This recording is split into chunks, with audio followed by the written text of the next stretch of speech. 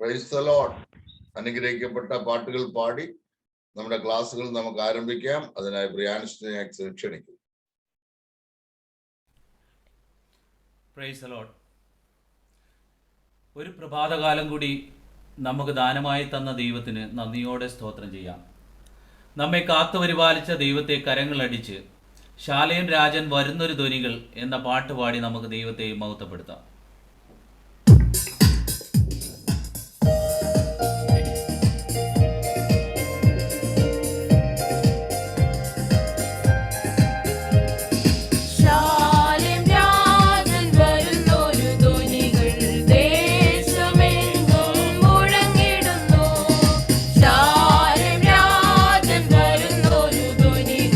ദേശമെങ്ങും മുഴങ്ങിടുന്നു.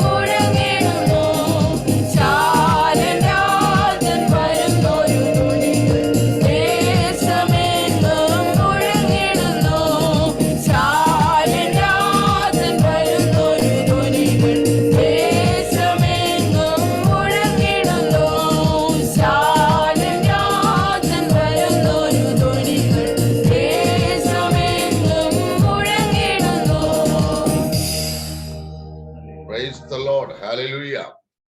തുടർന്നുള്ളതായ തിരുവചന പഠനത്തിനായിട്ട് നമുക്ക് ഒരുമിച്ച് പ്രാർത്ഥിക്കാം. അപ്പോൾ കർത്താവിന്റെ ദാസൻ പാസ്റ്റർ സുരേന്ദ്രൻ അവറുകൾ പ്രാർത്ഥിക്കും. പരിശുദ്ധനാകുന്ന ഞങ്ങളുടെ വാഴ്ത്തപ്പെട്ട ദൈവമേ, സ്വർഗസ്ഥനാകുന്ന ഞങ്ങളുടെ നല്ല പിതാവേ, മനോഹരമായ നല്ല സമയത്തിനായിട്ട് കർത്താവിന് ഞങ്ങൾ നന്ദിയുള്ള ഹൃദയത്തോടെ സ്തോത്രം ചെയ്യുന്നു.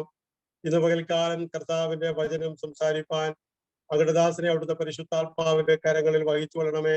കർത്താവെ, അങ്ങയുടെ ദാസന്റെ വായിൽ കൂടെ വരുന്ന ഓരോ വാക്കുകളും ദൈവിക വചനങ്ങളും ഞങ്ങളുടെ ജീവിതത്തിൽ ആത്മീക ഉത്തേജനത്തിന് കാരണമാക്കി ദൈവം തീർക്കണമേ എന്ന് കർത്താവിനോട് പ്രാർത്ഥിക്കുന്നു.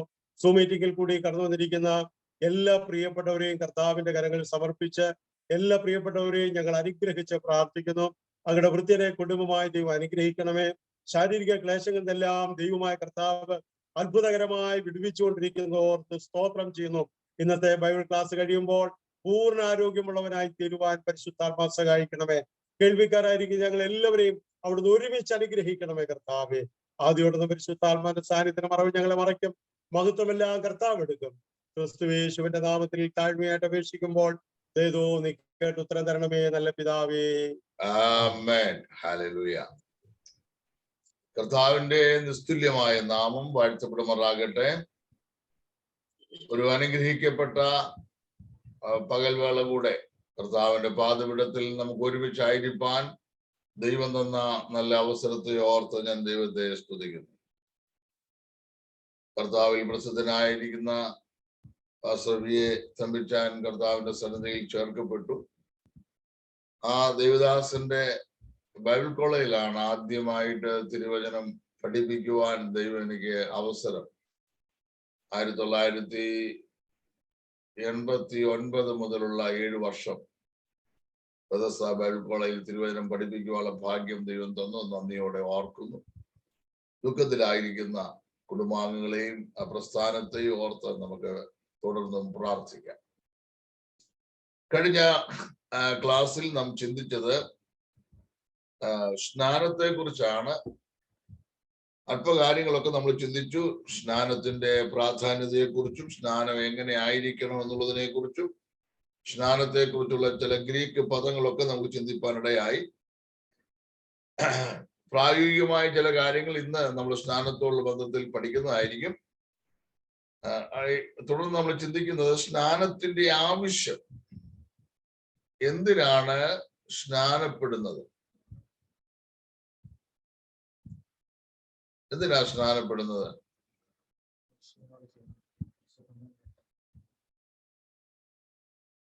സ്നാനപ്പെടുന്നത് കുളിച്ചിട്ട് 3-ാം ദിവസം ഉയർത്തെഴുന്നേറ്റ കർത്താവിന്റെ അതിന്റെ ഓർമ്മയ്ക്കായിട്ട്.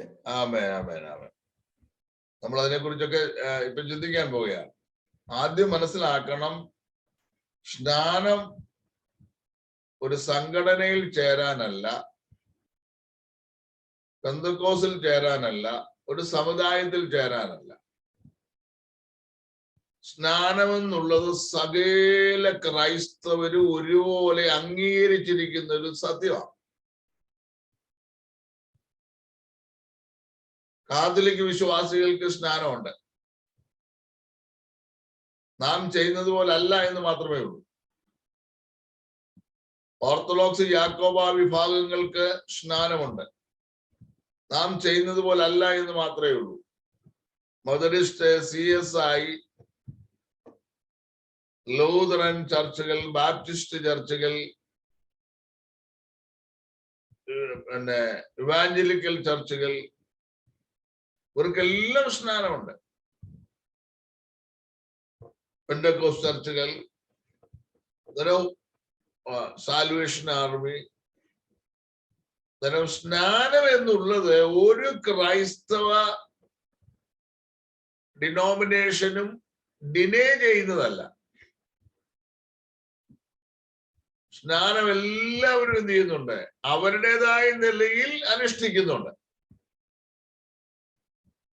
പക്ഷേ സ്നാനം എങ്ങനെ ആയിരിക്കണം, എന്തായിരിക്കണം, എപ്പോൾ ആയിരിക്കണം എന്നൊക്കെ തിരുവചനത്തോടുള്ള ബന്ധത്തിൽ വേണം നമ്മൾ പഠിക്കാൻ.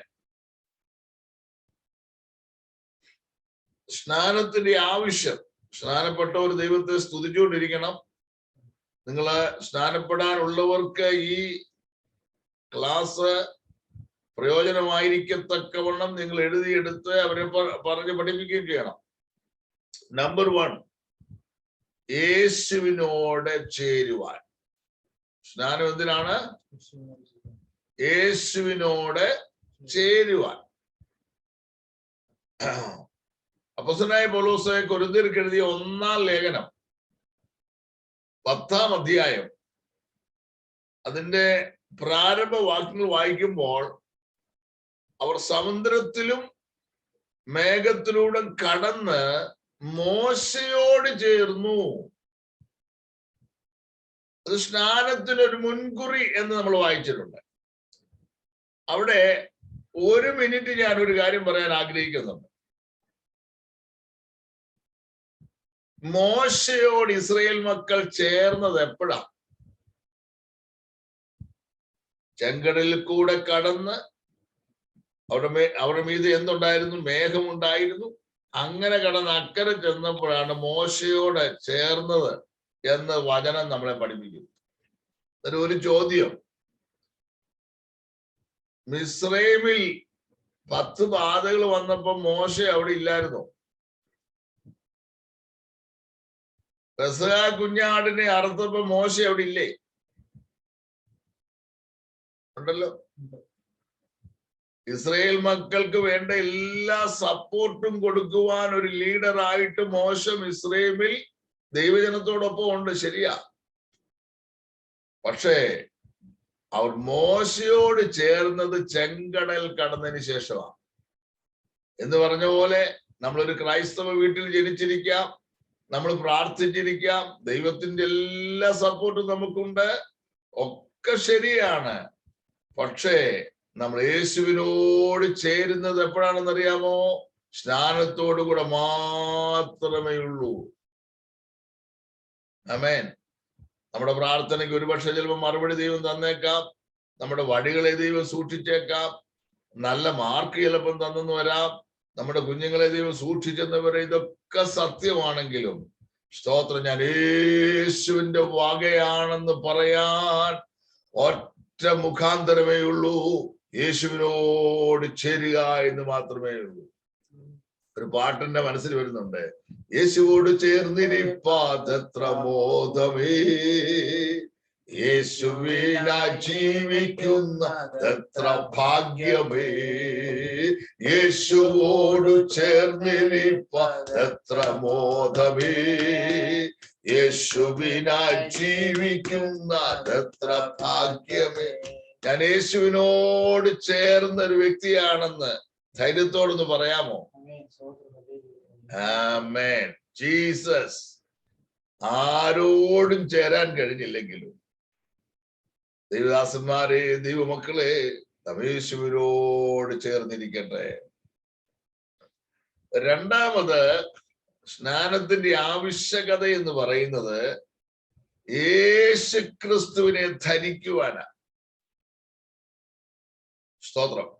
നമ്മളൊക്കെ ആക്ച്വലി നിങ്ങൾ വീഡിയോ ഒക്കെ ഒന്ന് ഓൺ ചെയ്തിരുന്ന എനിക്ക് ഒത്തിരി സന്തോഷമാണ്. Please open your camera, I want to see your face. സ്തോത്രം. അന്നേരം ക്രിസ്തുവിനെ ധരിക്കുക. നമ്മളൊക്കെ എന്ത് ചെയ്തിട്ടുണ്ട്? ഡ്രസ് ചെയ്തിട്ടുണ്ട്. ഇപ്പൊ ഞാൻ ഇട്ടിരിക്കുന്ന വൈറ്റ് ഷർട്ട് നിങ്ങൾക്ക് കാണാം. നിങ്ങൾ എന്താണോ ഇട്ടിരിക്കുന്നത്, ഇപ്പൊ ഈ സൂം പ്ലാറ്റ്ഫോമിൽ വീഡിയോ ഓൺ ചെയ്ത് വെച്ചിരിക്കുന്നവർക്ക് അത് കാണാൻ പറ്റും. സ്തോത്രം. അങ്ങനാണെങ്കിൽ ക്രിസ്തുവിനെ ധരിക്കുക എന്ന് പറഞ്ഞാൽ വാട്ട് ഈസ് ദ മീനിങ്?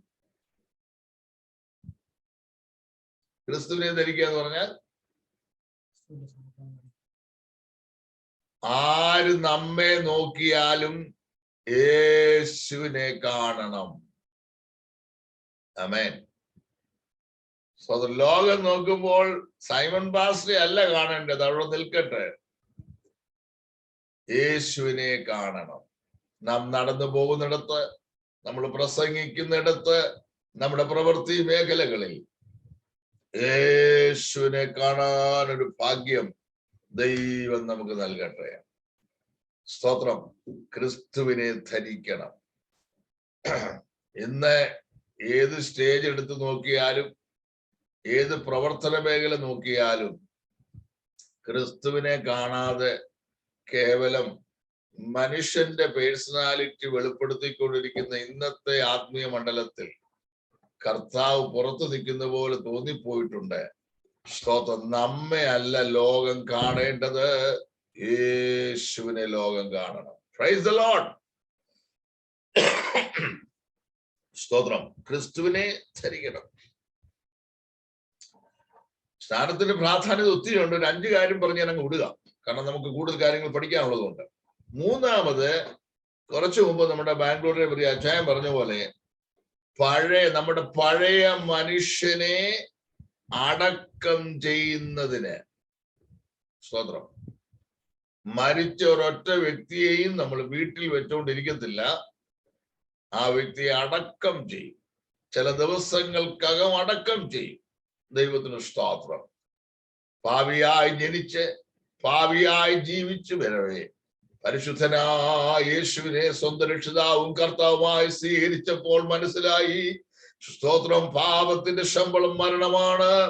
ഞാൻ ഈ പാപിയായി മരിച്ചാൽ ഞാൻ നിത്യ നരകത്തിൽ മാത്രമേ പോവുകയുള്ളൂ.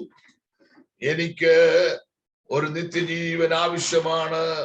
സ്തോത്രം. എന്റെ പാപം ദൈവം ക്ഷമിക്കുമെന്ന് ഉത്തമ ബോധ്യത്തോടുകൂടെ തെറ്റുകൾ ഏറ്റുപറഞ്ഞ് യേശുവിന്റെ രക്തത്താൽ കഴുകൽ പ്രാപിച്ച ആ പ്രത്യേക നിമിഷത്തിൽ ആ പഴയ മനുഷ്യനെ അതിന്റെ രാഗമോഹങ്ങളോടുകൂടെ, സ്തോത്രം, അടക്കം ചെയ്തു. മണ്ണിൽ നമ്മളെ കുഴിച്ചിടാൻ പറ്റാഞ്ഞതുകൊണ്ട് വെള്ളത്തിൽ കുഴിച്ചിട്ടു. പഴയ മനുഷ്യനെ അടക്കം ചെയ്തു. കള്ള് കുടിക്കുന്ന മനുഷ്യൻ, പുകവലിക്കുന്ന മനുഷ്യൻ, മയക്കുമരുന്നിന് അടിമപ്പെട്ട മനുഷ്യൻ, ദുർമാർഗിയായിരിക്കുന്ന മനുഷ്യൻ, കള്ളം പറയുന്ന മനുഷ്യൻ, വഴക്കുണ്ടാക്കുന്ന മനുഷ്യൻ, കലഹപ്രിയനായ മനുഷ്യൻ, അങ്ങനെ പിശാചിന്റെ സ്വഭാവം കാണിച്ചുകൊണ്ടിരുന്ന ആ പാപ പ്രകൃതിയുള്ള മനുഷ്യനെ എന്നേക്കുമായി അടക്കം ചെയ്തു. വെള്ളത്തിൽ നിന്ന് ഉയർന്നു വന്നത് ഒരു പുതിയ മനുഷ്യനാ. സ്തോത്രം. അന്നേരം യേശു ക്രിസ്തുവിനോട് ചേരാൻ മാത്രമല്ല നമ്മൾ സ്നാനപ്പെട്ടത്, ക്രിസ്തുവിനെ ധരിക്കുവാനും പഴയ മനുഷ്യനെ അടക്കം ചെയ്യുവാനും. സ്തോത്രം. അടുത്തത്, ക്രിസ്തുവിന്റെ മരണത്തോട് ഏകീഭവിക്കുവാൻ. ക്രിസ്തുവിന്റെ മരണത്തോട് ഏകീഭവിക്കുവാനും. അടുത്ത വളരെ പ്രധാനപ്പെട്ട ഒരു കാര്യങ്ങൾ പറഞ്ഞ് ഞാൻ ഭാഗം വിടുകയാണ്. ജീവന്റെ പുതുക്കത്തിൽ നടക്കാൻ. സ്നാനപ്പെട്ടത് നല്ല തന്നെ. പക്ഷെ ഒരു കാര്യം ഞാൻ ചോദിക്കട്ടെ, സ്നാനപ്പെട്ടതിന് ശേഷം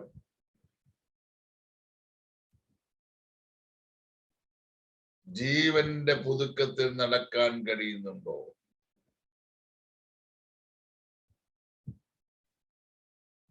Can you walk in the newness of life?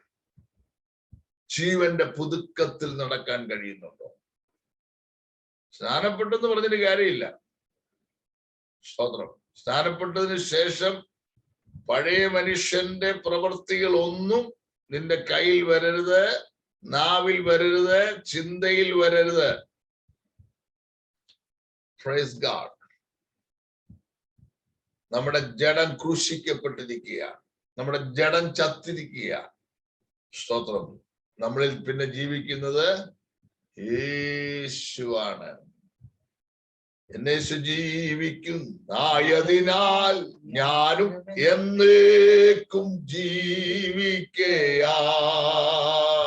എന്നേശു ജീവിക്കും ആയതിനാൽ ഞാനും എന്നേക്കും ജീവിക്കയാൽ. ഓ ഇനി തന്നെ പിരിഞ്ഞൊരു ജീവിതമേ എനിക്കെല്ലാം എന്റെ യേശുവത്രേ.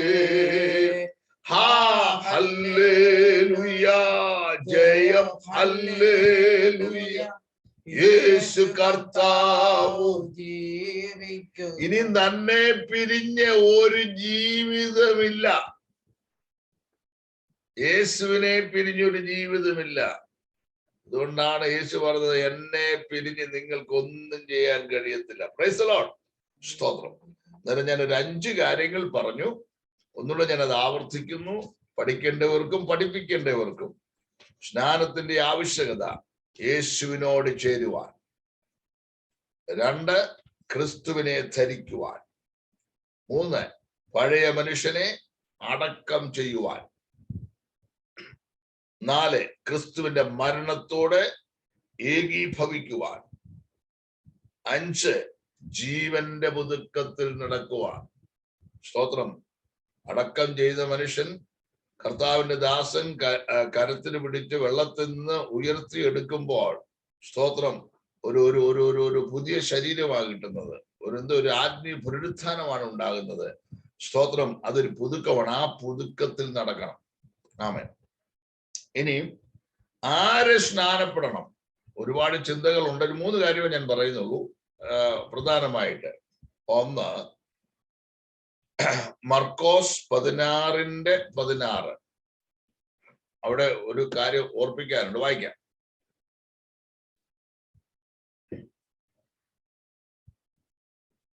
മർക്കോസ് 16:16. ആർക്കെങ്കിലും ഒരാൾക്ക് വായിക്കാമോ?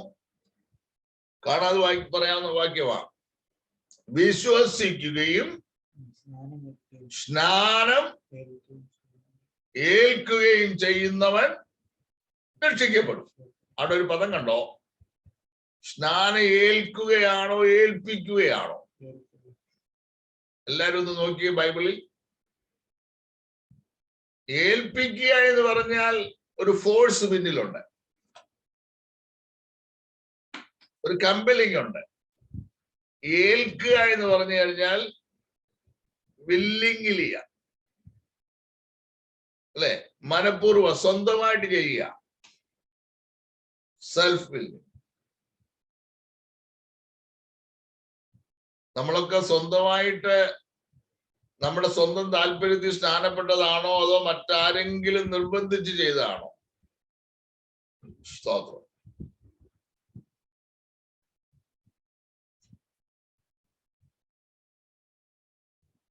നമ്മള് ഒരിടത്തൊരു പണ്ടൊരിക്കലും ഞാൻ എന്റെ ശുശ്രൂഷയിൽ ഒരു സംഭവം ഉണ്ടായി ഞാൻ ഓർക്കുന്നുണ്ട്. ഒരു പെൺകുട്ടി, സ്നാനപ്പെട്ട ഒരു പെൺകുട്ടി സ്നാനപ്പെടാത്ത ഒരു സഹോദരനെ സ്നേഹിച്ചു. കല്യാണം നടത്തി കൊടുക്കണം. വിഷയം എന്റെ അടുക്കൽ വന്നു. ഞാൻ ചോദിച്ചു, ചെറുക്കൻ എങ്ങനുണ്ട്? സ്നാനപ്പെട്ടതാണോ? അവൻ സ്നാനപ്പെട്ടതല്ല, കല്യാണം പിന്നെ നടത്തുവാണെങ്കിൽ അവൻ സ്നാനപ്പെട്ടോളൂ.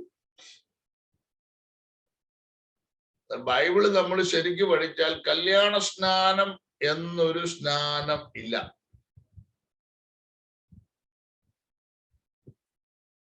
വേറൊരു സ്നാനം ഞാനത് ചെയ്തില്ല നിങ്ങളുടെ പറ്റത്തില്ലെന്ന് പറഞ്ഞേ. വിശ്വസിക്കാത്ത ഒരാളെ സ്നാനപ്പെടുത്താൻ പറ്റത്തില്ല.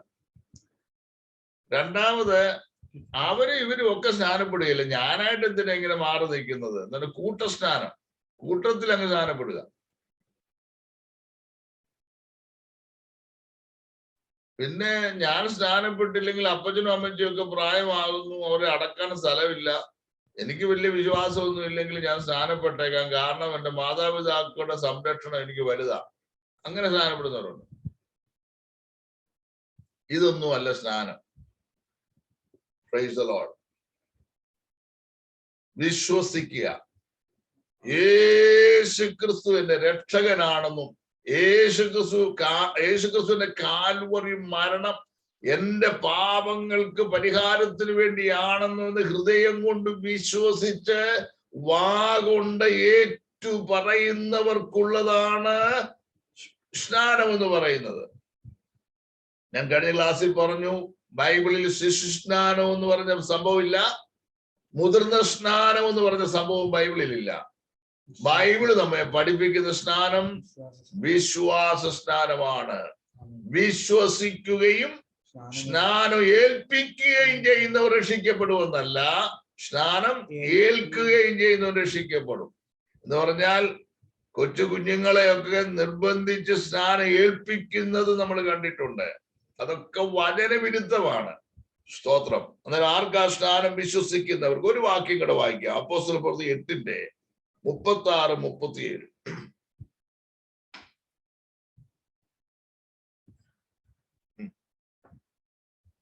അപ്പോസ്തല പ്രവൃത്തി 8:36-37. ഒരു ബൈബിളൊക്കെ അടുത്ത് വെച്ചേക്കണേ, ഒന്ന് വായിക്കണേ. അവർ ഇങ്ങനെ വായിച്ചോ ജോൺസൺ ബ്രദർ വായിച്ചോ. ഇങ്ങനെ വെള്ളമുള്ളൊരു സ്ഥലത്ത് എത്തിയപ്പോൾ ഷണ്ടൻ, ഇതാ വെള്ളം, ഞാൻ സ്നാനമേൽക്കുന്നത് എന്ത് വിധി എന്ന് പറഞ്ഞു. ഇതാ വെള്ളം. ഉപദേശിയല്ല വെള്ളം കാണിച്ചു കൊടുത്തത്. ഉപദേശിയല്ല, ഫിലിപ്പോസ് അല്ല ഷണ്ണനോട് ഷണ്ണ നീ സ്നാനപ്പെട്ടു എന്ന് പറഞ്ഞത്. ഒരു മന്ത്രിയെ സ്നാനപ്പെടുത്താൻ ലഭിക്കുന്നത് വളരെ ഭാഗ്യമുള്ള കാര്യമല്ലേ. അതുകൊണ്ട് വെള്ളം എവിടെയാണ് ഇങ്ങനെ നോക്കിയൊന്നും നടന്നില്ല, ഇതൊന്നും ചിന്തിച്ചേ ഇല്ല. സ്നാനത്തെ കുറിച്ച് ബോധ്യം വന്ന ഷണ്ണനാണ് വെള്ളം കണ്ടുപിടിച്ചതും ഫിലിപ്പോസിനോട് സ്നാനപ്പെടുത്തണമെന്ന് ആവശ്യപ്പെടുന്നതും. പക്ഷെ ഉടനെ അങ്ങ് സ്നാനപ്പെടുത്താനൊന്നും ഫിലിപ്പോസ് നിന്നില്ല. അവിടെ വേറൊരു കാര്യം കിടപ്പുണ്ട്, വായിക്കാം. അതിന് ഫിലിപ്പോസ്, നീ പൂർണ്ണ ഹൃദയത്തോടെ വിശ്വസിക്കുന്നു എങ്കിൽ ആകാം എന്ന് പറഞ്ഞു. ഞങ്ങള് എല്ലാരെയും പിടിച്ച് മുക്കുന്നവരല്ല, എല്ലാരെയും പിടിച്ച് മതത്തിൽ ചേർക്കുന്നവരോ പെന്തക്കോസിൽ ചേർക്കുന്നവരോ സംഘടനയെ ചേർക്കുന്നവരോ അല്ല. നീ കാണുന്നവരെ എല്ലാം പിടിച്ച് മുക്കുന്ന ഗ്രൂപ്പ് എന്നാ ചിലർ നമ്മളെ കുറിച്ച് പറയുന്നത്. അങ്ങനെ ചെയ്യുന്നവരല്ല. നീ പൂർണ്ണ ഹൃദയത്തോടെ വിശ്വസിക്കുന്നു എങ്കിൽ ആകാം. Praise the Lord. ഉടനെ ഷണ്ണൻ മറുപടി പറഞ്ഞു, യേശു ദൈവപുത്രൻ ഞാൻ വിശ്വസിക്കുന്നു. അല്ലേ? ആമേൻ, സ്തോത്രം. സ്നാനത്തിന് ഇനിഷ്യേറ്റീവ് എടുത്തത് ഫിലിപ്പോസ് അല്ല, സ്നാനപ്പെടേണ്ട ഷണ്ണനാണ്. മനസ്സിലായോ? ദൈവത്തിന്റെ നാമം വാഴ്ത്തപ്പെടുമാറാകട്ടെ. അന്നേരം നമ്മൾ ആരെയും നിർബന്ധിച്ച് സ്നാനപ്പെടുത്താറില്ല.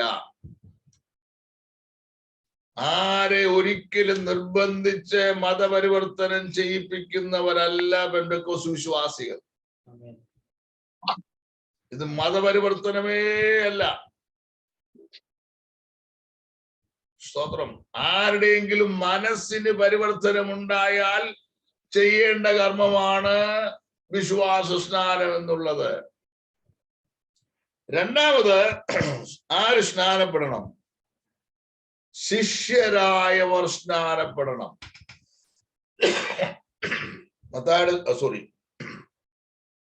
മത്തായിയുടെ സുവിശേഷം 28-ാം അധ്യായം 18, 19, 20 വാക്യങ്ങൾ.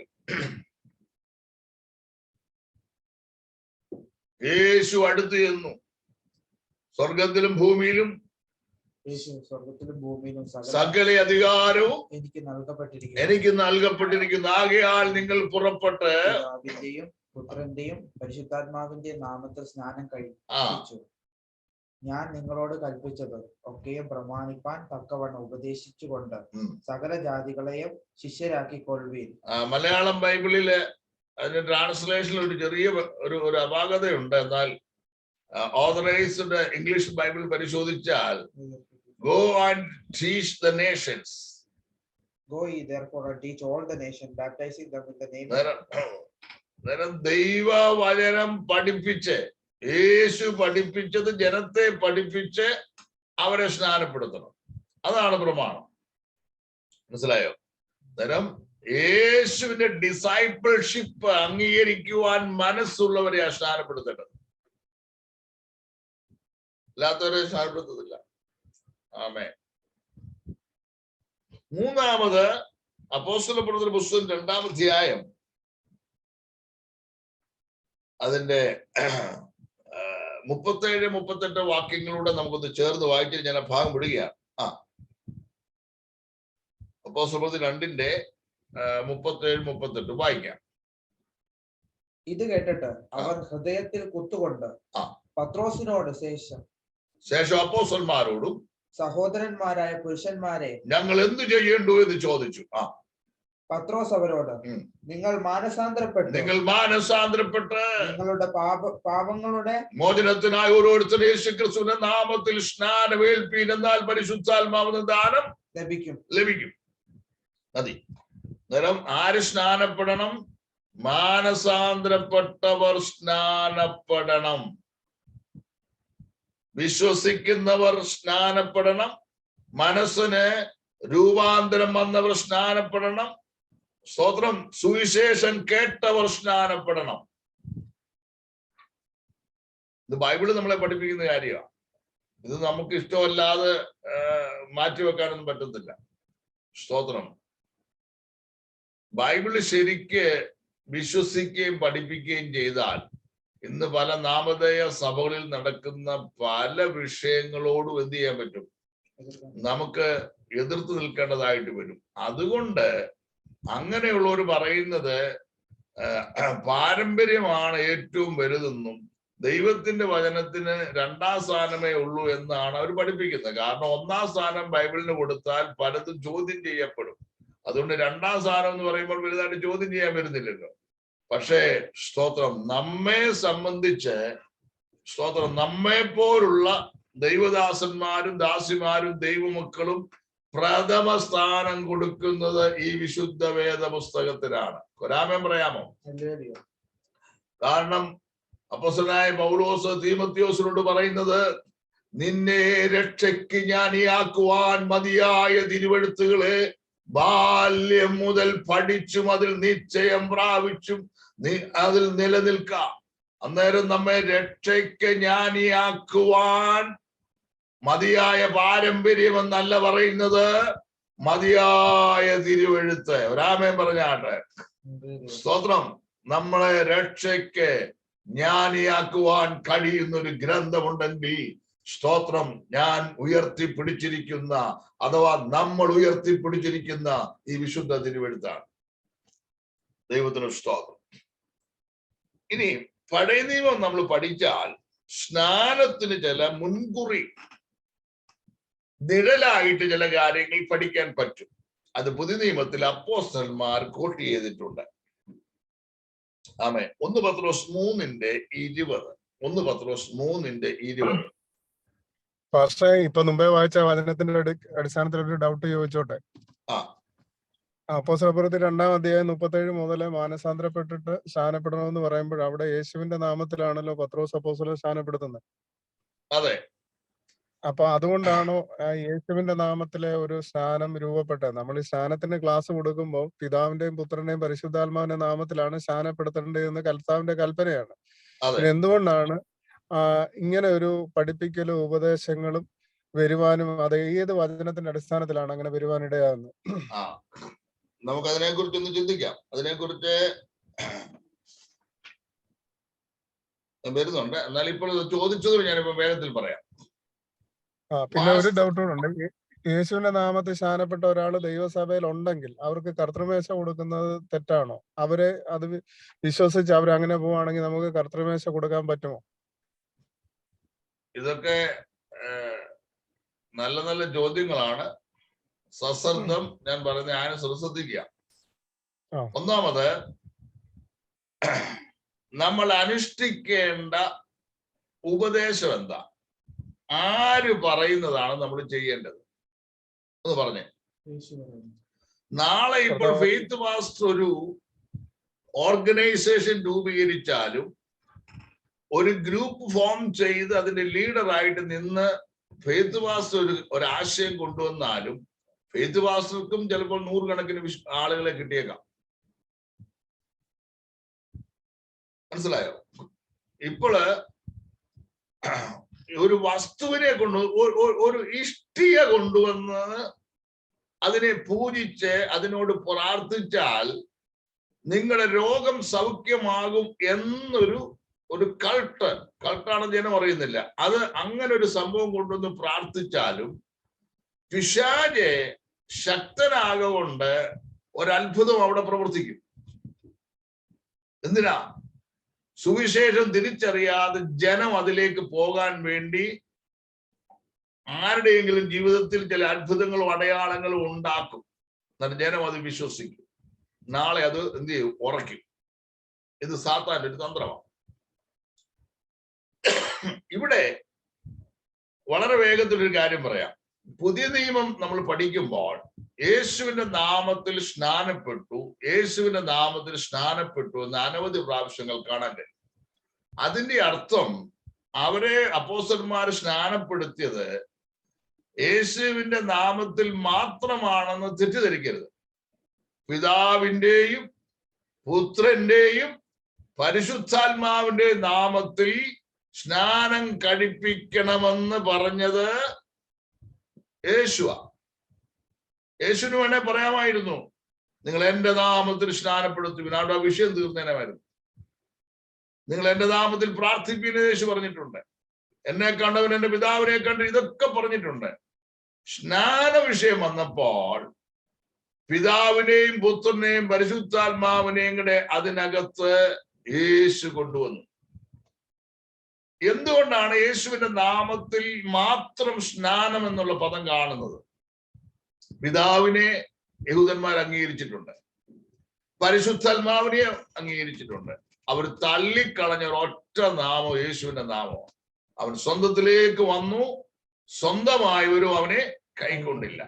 അതുകൊണ്ട് യേശുക്രിസ്തുവിന്റെ നാമത്തിന് പ്രസക്തി കൊടുക്കുവാനാണ് ലേഖനം എഴുതുമ്പോൾ അല്ലെങ്കിൽ തിരുവചനം എഴുതുമ്പോൾ യേശുക്രിസ്തുവിന്റെ നാമത്തിന് അവിടെ പ്രസക്തി വന്നിരിക്കുന്നത്.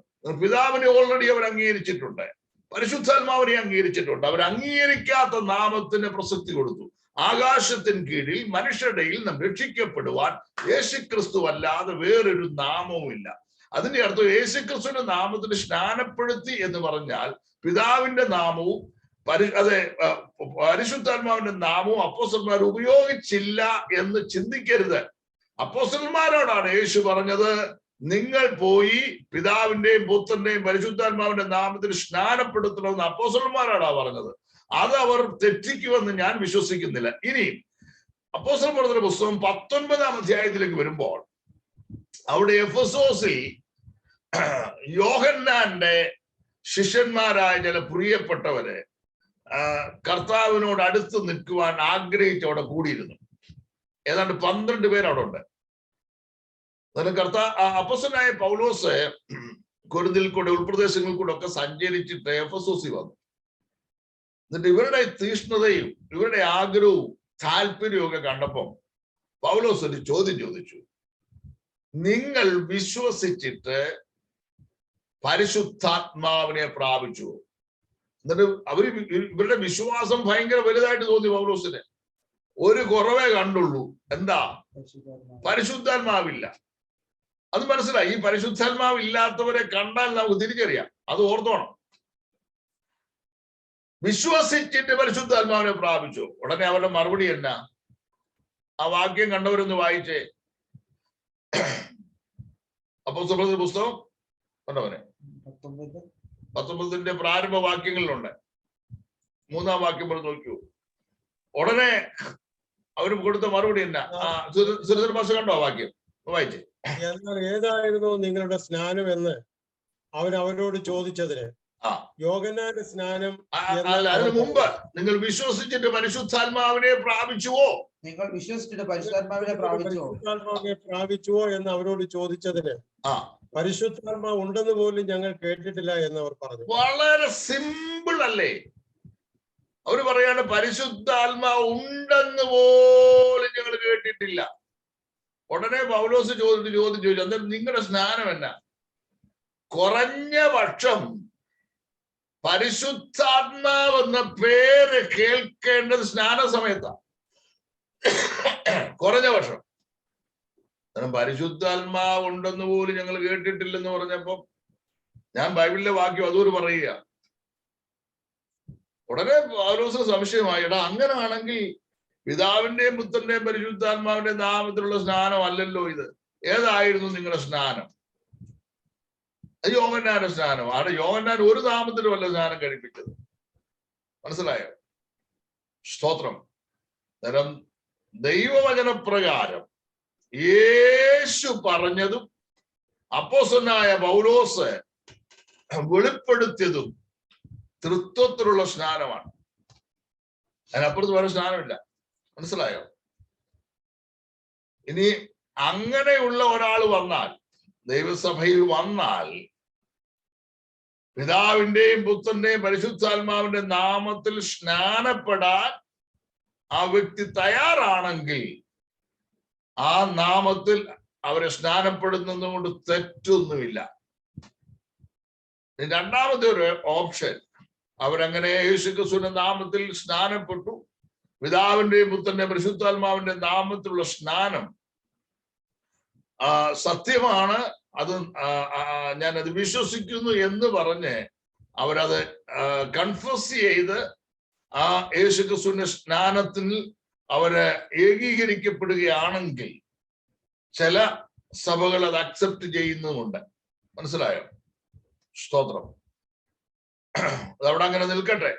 നീ വ്യക്തിപരമായിട്ട് ഇത് ആക്ച്വലി ഇത് പലരും കാണുകയും അറിയുകയൊക്കെ ചെയ്യുന്ന ഒരു ഇതാകുന്നതുകൊണ്ട് ഞാൻ കൂടുതൽ കാര്യങ്ങളിലേക്ക് പോകുന്നില്ല. ഇനി ആർക്കെങ്കിലും പേഴ്സണൽ ആയിട്ട് ഈ കാര്യം അറിയണമെങ്കിൽ എന്നെ വിളിച്ചാൽ ഞാൻ കുറച്ചുകൂടെ കാര്യങ്ങൾ പറയും. സ്തോത്രം. ഇത് യൂട്യൂബിൽ ഇടുന്ന ഒരു സംഭവം ആയതുകൊണ്ട് ഞാൻ ഒരു വിവാദങ്ങളിലേക്ക് പോകാൻ ഞാൻ ആഗ്രഹിക്കുന്നില്ല. ദൈവം നമ്മെ സഹായിക്കട്ടെ.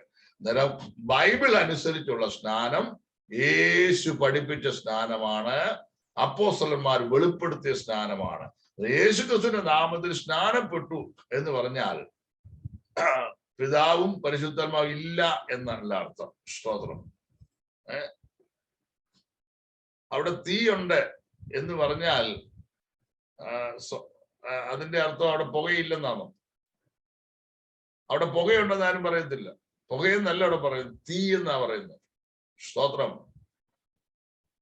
യേശുക്രിസ്തു അവൻ ദൈവപുത്രനാണ്, അവൻ ദൈവമാണ്. സ്തോത്രം. Thank you Lord. അങ്ങനെ കർത്താവ് പറഞ്ഞതും പഠിപ്പിച്ചതുമാണ് അപ്പോസ്തലന്മാർ ചെയ്തിരിക്കുന്നത്. അതിനപ്പുറത്തോട്ടില്ല. ദൈവത്തിന് നാം വാഴ്ത്തപ്പെടുമാറാകട്ടെ. സ്തോത്രം. അന്നേരം ജലപ്രളയം എന്ന മഹാ ന്യായവിധിയിൽ നിന്ന് നോഹയും കുടുംബം എന്ത് ചെയ്തു? രക്ഷ പ്രാപിച്ചു. സ്തോത്രം. സ്നാനത്തിനൊരു മുൻകുറി. നോഹയുടെ പെട്ടകത്തിനകത്ത് എത്ര പേരുണ്ടായിരുന്നു? ആ പെട്ടകത്തിൽ 8 പേര്. നോഹയും ഭാര്യയും 2. Shem, Ham, യാഫത്ത്. 3 മക്കൾ, 3 മരുമക്കൾ, 8 പേര്. വാസ്തവത്തിൽ ദീർഘവർഷങ്ങൾ നോഹ പ്രസംഗിച്ചിട്ടും പുറത്തുനിന്ന് ഒരാത്മാവിനെ നേടാൻ കഴിഞ്ഞില്ല. നോഹയെ പോലുള്ള പാസ്റ്റർമാരെയൊക്കെ ഇന്ന് സഭയിൽ വെച്ചാൽ സംഘടന എത്ര നാൾ നിർത്തും? അവിടെ ഇവിടെ സഭയോട് 1 മാസം കഴിയുമ്പോഴേ ആത്മാക്കൾ വന്നില്ല, ആത്മാക്കൾ ഒന്ന് പരവേശമാണ്. 1 കൊല്ലമായി. പിന്നെ വേദശാസ്ത്രജ്ഞന്മാരൊക്കെ പറയുന്നത് 120 വർഷം പുള്ളി പ്രസംഗിച്ചെന്ന. ബൈബിളിൽ അങ്ങനെ 120 എഴുതി വെച്ചിട്ടില്ല കേട്ടോ. നിങ്ങൾ പോയി തപ്പിയെടുക്കല്ലേ, ആണ് ബൈബിളിൽ ഇല്ല. പക്ഷേ വയസ്സ് കണക്കാക്കുമ്പോൾ, പലരുടെയും വയസ്സും ഒക്കെ കണക്കാക്കുമ്പോൾ ദീർഘവർഷങ്ങൾ അദ്ദേഹം പ്രസംഗിച്ചു എന്നുള്ളത് സത്യമാണ്. അവിടെ നിൽക്കട്ടെ. പക്ഷേ ഒരു കാര്യം ഞാൻ പറയാം, ദൈവം ഏൽപ്പിച്ചത് ചെയ്തു എന്നുള്ള ഒരു സാറ്റിസ്ഫാക്ഷൻ ആർക്കുണ്ട്? നോഹയ്ക്കുണ്ട്. നമ്മൾ മനുഷ്യനൊന്നും പറയുന്നത് കേൾക്കണ്ട. ദൈവം നമ്മെ ഏൽപ്പിച്ചത് ചെയ്യുന്നുണ്ടോ? റിസൾട്ട് തരേണ്ടത് ദൈവമാണ്. ആമേൻ. ജീസസ്. നേരം പക്ഷെ നോഹയ്ക്ക് ഒരു കാര്യം പറയാൻ പറ്റും, പുറത്തുനിന്ന് ആരും വന്നില്ലെങ്കിലും എന്റെ വീട്ടിലുള്ളവരെ പെട്ടകത്തിനകത്ത് എത്തിക്കാൻ ദൈവം എന്നെ സഹായിച്ചു. കരമൂർത്തി കർത്താവിനെ സ്തുതിച്ചാട്ടെ. ആമേൻ. സ്തോത്രം. ഇന്ന് നോഹ പറഞ്ഞിട്ട് ഒരു പെട്ടകം പണിയുകയാണെങ്കിൽ, സ്തോത്രം, വാത്സല്യ മാതാപിതാക്കളെ, സഹോദരങ്ങളുടെ, നിങ്ങളുടെ കുഞ്ഞുങ്ങൾ എത്ര പേരാ പെട്ടകത്തിനകത്ത് കാണും?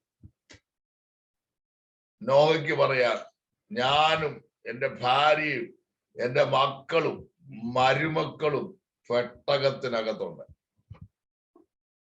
സ്തോത്രം. ഒന്നാമത് നാം രക്ഷയിലേക്ക് കൊണ്ടുവരേണ്ടത് നമ്മുടെ ഭവനത്തിനകത്തുള്ളവരെയാണ്. അതിനുവേണ്ടി പ്രാർത്ഥിച്ചു. സ്തോത്രം. അതിന്റെ അർത്ഥം പുറത്തുള്ളവരോട് സുവിശേഷം പറയണ്ടെന്നല്ല ഞാൻ പറഞ്ഞത്, അത് പറഞ്ഞു. പക്ഷേ ദീർഘവർഷത്തെ പ്രസംഗം മക്കളും ഭാര്യയും മരുമക്കളും ഒക്കെ ശ്രദ്ധിച്ചപ്പോൾ മനസ്സിലായി, ഞങ്ങളുടെ അപ്പച്ചൻ പറയുന്നതിനകത്ത് യാഥാർത്ഥ്യമുണ്ട് എന്ന് വിശ്വസിച്ച് അവർ പെട്ടകത്തിനകത്ത് കയറി. ദൈവത്തിന് സ്തോത്രം. അന്നേരം ന്യായവിധിയിൽ നിന്നുള്ള വിടുതൽ ലഭിക്കണമെങ്കിൽ സ്നാനപ്പെടണം. മത്തായി 3:7 എന്ന് വായിക്കാമോ? മത്തായി 3:7. ജീസസ് വേഗത്തിൽ വായിച്ചു. സുവിശേഷങ്ങളിലെ ആദ്യത്തെ പുസ്തകമാണ് മത്തായി എഴുതിയ സുവിശേഷം. തന്റെ സ്നാനത്തിനായി പരീശരിലും സദൂക്യരിലും പലർ വരുന്നത് കണ്ടാറേ അവൻ അവരോട് പറഞ്ഞത്, സർപ്പസന്തതികളെ, വരുവാനുള്ള കോപത്തെ ഒഴിഞ്ഞ് ഓടിപ്പോകുവാൻ നിങ്ങൾക്ക് ഉപദേശിച്ചു തന്നതാർ? നോക്കണം, മാനസാന്തര യോഹന്നാൻ സ്നാപകൻ നടത്തുന്ന സ്നാനം ഒരു നാമത്തിലും അല്ലെങ്കിലും യോഹന്നാൻ വിളിച്ചു പറയുകയാണ്, വരുവാനുള്ള ഒരു കോപം വരുന്നു. യോഹന്നാന്റെ സ്നാനം വരുവാനുള്ള കോപത്തിൽ നിന്ന് അന്നത്തെ തലമുറയ്ക്ക് ഒരു വിടുതൽ നേടിക്കൊടുത്തെങ്കിൽ, യേശു പറഞ്ഞ സ്നാനം അനുസരിച്ചാൽ എത്രയധികം വിടുതലുണ്ടെന്നുള്ള കാര്യം മറക്കരുത്. സ്തോത്രം. അതുകൊണ്ടാണ് അപ്പോസ്തലപ്രവൃത്തി 2:40 ഒക്കെ വായിക്കുമ്പോൾ, ഈ വാക്കറുതയുള്ള തലമുറയിൽ നിന്ന് രക്ഷിക്കപ്പെടുവീ, save yourselves from this untoward generation. ദൈവത്തിന് സ്തോത്രം. അന്നേരം സ്നാനത്തിനൊരു മുൻകുറിയായിട്ട് നോഹയുടെ കാലത്തെ ജലപ്രളയത്തെ പരിശുദ്ധാത്മാ വിശേഷിപ്പിച്ചിരിക്കുകയാണ്. വന്ന ജലപ്രളയത്തിൽ നിന്ന് നോഹയും കുടുംബവും രക്ഷപ്രാപിച്ചു. രണ്ടാമത്, ഇസ്രയേൽ ചെങ്കടൽ കടന്നത് ഞാൻ ആദ്യം ഓർപ്പിച്ചു. 1 കൊരിന്ത്യർ 10-ാം അധ്യായം 1 മുതൽ 4 വരെ നിങ്ങൾ വായിച്ചു നോക്കണം. ഇസ്രയേൽ ചെങ്കടൽ കടന്നത് സ്നാനത്തിന് ഒരു മുൻകുറിയായിരുന്നു. മനസ്സിലായോ? ചെങ്കടൽ കടന്നെങ്കിൽ മാത്രമേ മിസ്രൈമ്യ പറ്റുമാനം നിൽക്കുകയുള്ളൂ. മിസ്രൈമ്യ കൾച്ചർ, മിസ്രൈമ്യ ആരാധന രീതി, മിസ്രൈമിലെ സ്വഭാവം എല്ലാം മാറുന്നത് ചെങ്കടലോടുകൂടെ മാത്രമാണ്. സ്തോത്രം. ഇനിയും ബൈബിളിൽ കാണുന്ന വിവിധ സ്നാനങ്ങൾ വേണേ ഒരു ഹെഡിങ് എഴുതി വെച്ചു. സ്തോത്രം. ബൈബിളിൽ ചില സ്നാനങ്ങളുടെ പേരുണ്ട്, നമുക്ക് അതുകൂടെ ഒന്ന് ചിന്തിക്കാം.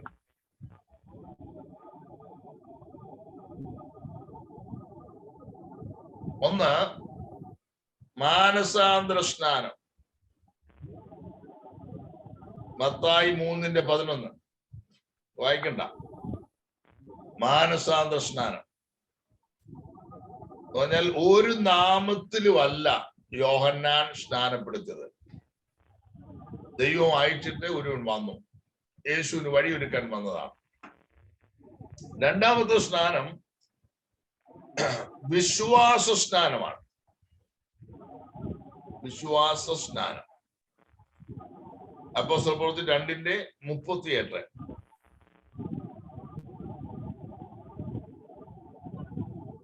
മുമ്പേ ഓർപ്പിച്ച പോലെ പിതാവിന്റെയും പുത്രന്റെയും പരിശുദ്ധാത്മാവിന്റെ നാമത്തിൽ. മത്തായി 28:18 മുതൽ 20 വരെ വിശ്വാസ സ്നാനം.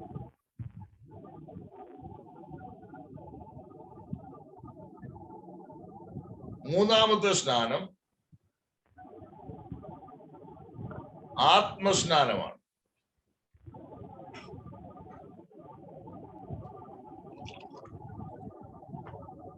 ആത്മസ്നാനം ലൂക്കോസ് 3:16.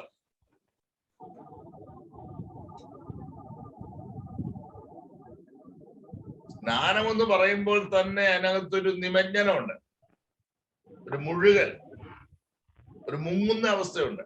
ഈ ആത്മസ്നാനം എന്ന് പറയുമ്പോൾ ഒരു വാക്യാണെന്ന് പറഞ്ഞു വിട്ടുണ്ട്. അപ്പോസ്തലരുടെ പുസ്തകം 2-ാം അധ്യായത്തിൽ പെന്തക്കോസ്ത് നാൾ വന്നപ്പോൾ എല്ലാവരും ഒരു സ്ഥലത്ത് ഒരുമിച്ച് കൂടിയിരുന്നു. വായിച്ചേ. പെട്ടെന്ന് കൊടിയ കാറ്റ് കുത്തുന്ന പോലെ, പെട്ടെന്ന് കൊടിയ കാറ്റടിക്കുന്ന പോലെ ആകാശത്ത് നിന്ന് ഒരു മുഴക്കം ഉണ്ടായി. അവർ ഇരുന്നിരുന്ന വീട് മുഴുവൻ നിറച്ചു. അഗ്നിജാല പോലെ പിളർന്നിരിക്കുന്ന നാവുകൾ അവർക്ക് പ്രത്യക്ഷമായി. അവരിൽ ഓരോരുത്തന്റെ മേൽ പതിഞ്ഞു. എല്ലാവരും ആത്മാവിൽ പരിശുദ്ധാത്മാവ് നിറഞ്ഞവരായ ആത്മാവ് അവർക്ക് ഉച്ചരിപ്പാൻ നൽകിയതുപോലെ അന്യഭാഷയിൽ സംസാരിച്ചു തുടങ്ങി. 3 കാര്യങ്ങൾ ആത്മസ്നാനത്തിൽ ഒന്ന് ഓർത്തു വെച്ചോണം. നമുക്കറിയാം, ഒരു വീട് ഓർക്കാപ്പുറത്ത് പെട്ടെന്ന് മഴ പെയ്ത് വെള്ളം പൊങ്ങിയാൽ ആ വീട് മുഴുവൻ വെള്ളം കൊണ്ട് നിറയും. അങ്ങനാണെങ്കിൽ ആ വീടിനകത്തു ഇരിക്കുന്നവരും സ്വാഭാവികമായി മറ്റു മാർഗമൊന്നുമില്ല, വെള്ളം കുടിക്കും.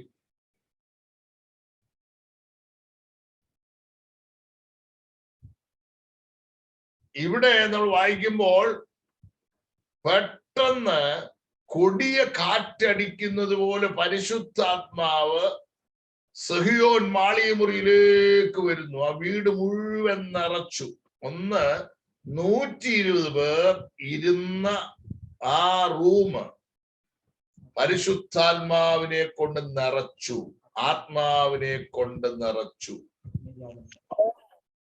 2, ആത്മാവ് ആ റൂം മുഴുവൻ നിറച്ചപ്പോൾ 2ാമത് നടക്കുന്ന സംഭവം വ്യക്തിപരമായി ഓരോരുത്തർ നിറഞ്ഞു. പേഴ്സണൽ ഇൻഫില്ലിംഗ്, ഓരോരുത്തരും നിറഞ്ഞു. 4-ാം വാക്യത്തിലേക്ക് വരുമ്പോൾ പരിശുദ്ധാത്മാവ് അവർക്ക് ഉച്ചരിപ്പാൻ നൽകിയതുപോലെ അവർ അന്യഭാഷകൾ സംസാരിച്ചു തുടങ്ങി. ആ ഹൃദയം നിറഞ്ഞ് കവിയുന്നത് അത്രേ വാ പ്രസ്താവിക്കുന്നത്. അകത്ത് ആത്മാവ് നിറഞ്ഞപ്പോൾ അത് പുറത്തേക്ക് ഒഴുകുക. നേരം വീട് നിറയ്ക്കുന്നു, വ്യക്തികൾ നിറയുന്നു, പുറത്തോട്ട് അതിന്റെ റിഫ്ലക്ഷൻ വെളിപ്പെടുന്നു. ഇതാണ് ആത്മസ്നാനം എന്ന് പറയുന്നത്. ആമേൻ. നമ്മളിരിക്കുന്ന റൂമിനകത്ത് ദൈവത്തിന്റെ സാന്നിധ്യമുണ്ട്, നമ്മളിലേക്ക് നിറമുണ്ട്. സ്തോത്രം. അതിന്റെ വെളിപ്പെടൽ പുറത്തുള്ളവർ അറിയും. അങ്ങനെയാണ് ജനം അവിടെ ഓടിക്കൂടുന്നത്, അല്ലെ? അക്കാര്യം പറഞ്ഞതുപോലെ ആത്മസ്നാനം 1 മാനസാന്തര സ്നാനം, 2 വിശ്വാസ സ്നാനം, 3 ആത്മസ്നാനം. ലൂക്കോസ് 3:16 നമുക്കത് കാണാം. 4-മത് ക്രൂശ് മരണമാകുന്ന സ്നാനം. ലൂക്കോസിന്റെ സുവിശേഷം 12-ാം അധ്യായം 49-50 വാക്യങ്ങളിൽ കർത്താവ് പറഞ്ഞാൽ എനിക്ക് സ്നാനം ഏൽപ്പാനുണ്ട്, അല്ലെ? ക്രൂശ് മരണമാകുന്ന സ്നാനം. അതെന്നാ ക്രൂശ് മരണമാകുന്ന സ്നാനം എന്ന് പറഞ്ഞാൽ suffering of Christ on the cross. ക്രൂശിന്മേലുള്ള ക്രിസ്തുവിന്റെ കഷ്ടപ്പാട്, അല്ലെ? ക്രൂശീകരണം. അതിനെ സ്നാനമായിട്ടാണ് പറയുന്നത്. ഇതുപോലെ ഒരു സ്നാനം വേറെ ആർക്കും കിട്ടിയിട്ടില്ല. 5-മത് മരിച്ചവർക്ക് വേണ്ടിയുള്ള സ്നാനം. 1 കൊരിന്ത്യർ 15:29. മരിച്ചവർക്ക് വേണ്ടിയുള്ള സ്നാനം. എന്താ ഇത്? മരിച്ചവർക്ക് വേണ്ടി ഉള്ള സ്നാനം എന്ന് പറഞ്ഞാൽ എന്താണ് അർത്ഥമാക്കേണ്ടത്? സുവിശേഷം കേട്ട് അനേകർ ദൈവസഭയിൽ വന്നു ആദ്യ നൂറ്റാണ്ടുകളിൽ. അവർ രക്ഷിക്കപ്പെട്ടു, സ്നാനം സത്യമാണെന്ന് മനസ്സിലായി. പക്ഷേ അവർ സ്നാനപ്പെടുന്നതിന് മുമ്പ് പലരും മരിച്ചുപോയി. ചിലർ രക്തസാക്ഷികളായിട്ട് മരിച്ചു, ചിലർ അസുഖം വന്ന് മരിച്ചു, പല നിലകളിൽ മരിച്ചുപോയി. അന്നേരം കൂടെയുള്ളവർക്ക് ഭയങ്കര പ്രയാസമായി പോയി. അയ്യോ, എന്റെ ബ്രദർ രക്ഷിക്കപ്പെട്ടു, സ്നാനപ്പെട്ടില്ലല്ലോ, ഇനി അവൻ സ്വർഗത്തിൽ പോകും. അന്നേരം ആ ബ്രദറിന് വേണ്ടി വേറൊരാളങ്ങ് സ്നാനപ്പെടുക. കൊച്ചു കുഞ്ഞുങ്ങളെ പള്ളിയിലൊക്കെ കൊണ്ടുപോയിട്ട് വേറൊരാള് പിന്നെ സാത്താനെ ഉപേക്ഷിച്ചിട്ട് മസീഹ സ്വീകരിക്കുന്ന വാചകം പറയുന്ന പോലെ പകരത്തിന് പകരം. മനസ്സിലായി? അതിനെ പൗലോസ് വിലക്കുന്നുണ്ട്. നാം ചെയ്യേണ്ട കാര്യം നാം തന്നെയാ ചെയ്യേണ്ടത്. രക്ഷ വ്യക്തിപരമാണ്, സമൂഹപരമായിട്ടുള്ളതല്ല. സ്തോത്രം. ഞാൻ രക്ഷിക്കപ്പെട്ടാലേ ഞാൻ നിത്യജീവൻ പ്രാപിക്കുകയുള്ളൂ. ഞാൻ സ്നാനപ്പെട്ടെങ്കിലേ യേശുവിനോട് ചേരുകയുള്ളൂ. മനസ്സിലായോ? അന്നേരം സ്നാനപ്പെടാത്ത ഒരാൾ ദൈവസഭയുടെ അംഗമാകുകയില്ലെന്നേ ഉള്ളൂ. ഇപ്പൊ രക്ഷിക്കപ്പെട്ടിട്ട് സ്നാനപ്പെടണമെന്ന് ആഗ്രഹമുണ്ടായി, സ്നാനപ്പെടാൻ വേണ്ടിയൊക്കെ ഒരുങ്ങിയിരുന്നു, പക്ഷെ സ്നാനപ്പെടാൻ പറ്റിയില്ല, ആ വ്യക്തി മരിച്ചു പോയെങ്കിൽ ആ വ്യക്തി നരകത്തിൽ പോവുകയില്ല. സ്തോത്രം. കാരണം സ്നാനപ്പെടാൻ മനസ്സോടെ ഇരുന്നൊരു മനുഷ്യനാണ്.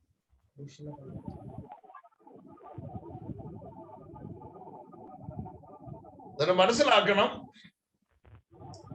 ആ വ്യക്തി, രക്ഷിക്കപ്പെട്ട വ്യക്തി സ്നാനപ്പെട്ടെങ്കിൽ മാത്രമേ ദൈവസഭയുടെ അംഗമാകത്തുള്ളൂ, ക്രിസ്തുവിന്റെ മണവാട്ടിയാകുകയുള്ളൂ. അല്ലാത്തവർക്ക് ദൈവം, എന്റെ പിതാവിന്റെ ഭവനത്തിൽ പല വാസസ്ഥലങ്ങളുണ്ട്, അത് വേറെ ടോപ്പിക്കാണ്, ആ ഭാഗം നിൽക്കട്ടെ. ദൈവത്തിന് സ്തോത്രം. അന്നേരം മരിച്ചവർക്ക് വേണ്ടിയുള്ള സ്നാനം 1-ാം നൂറ്റാണ്ടിൽ ഉണ്ടായിരുന്നു. അത് ഉപദേശപരമായി തെറ്റായ ഒരു കീഴ്വഴക്കമാണ്. അടുത്തത് തീത്തോസിന്റെ ലേഖനം 3:6 ഒന്ന് വായിച്ചേ. തീത്തോസിന്റെ ലേഖനം 3:6.